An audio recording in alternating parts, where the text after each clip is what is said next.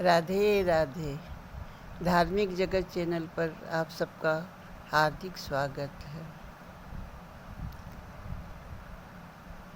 कमल जो है वो कीचड़ में पैदा होता है, उसकी जड़ें जो है कीचड़ में होती है, लेकिन कमल कीचड़ में रहता नहीं। वो धीरे धीरे ऊपर की ओर उठ करके उस कीचड़ से ऊपर उठ जाता है। उसकी नज़रें सदा आकाश की ओर टकटकी लगा करके परम ब्रह्म परमात्मा का दर्शन करना चाहती है।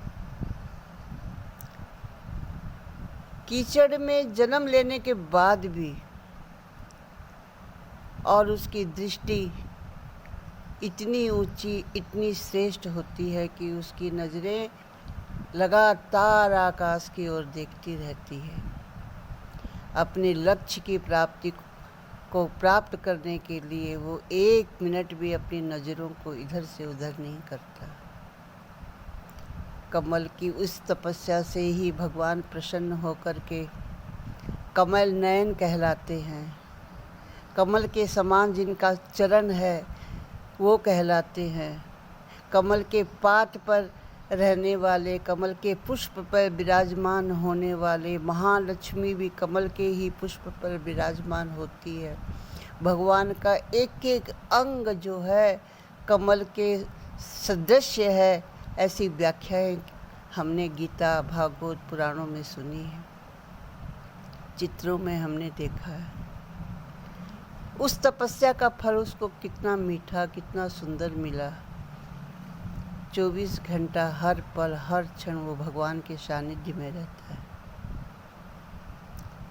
और हमने अपने जीवन में कोई भी उत्कृष्ट काम ऐसा नहीं किया, न जप, न तप, न पूजा, न पाठ, न नियम। संसार की हापादापी में केवल हमारा लक्ष्य एक ही रह गया, पेट भरो और अपनी इच्छाओं की पूर्ति करो। केवल अपनी इच्छाओं की पूर्ति करने में रात दिन लगे हुए हैं।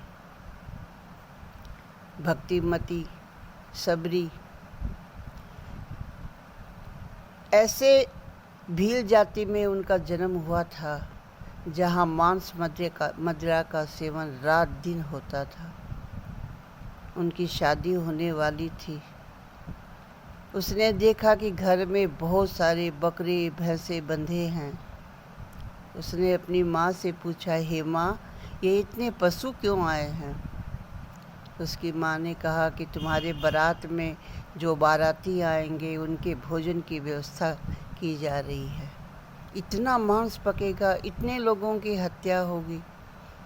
ये विचार आते ही उस कीचड़ में जन्म लेने वाली सबरी रात में अपना घर छोड़ कर के भाग जाती है कि मेरे एक विवाह के कारण इतनी हिंसा होगी।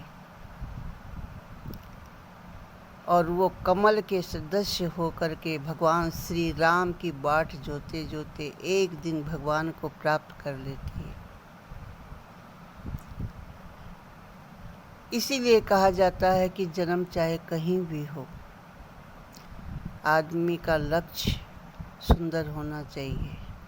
अपने जीवन को उत्कृष्ट बनाने के लिए अगर वो परिश्रम करे और भगवान की आराधना में लग जाए तो क्या प्राप्त नहीं हो सकता। राधे राधे।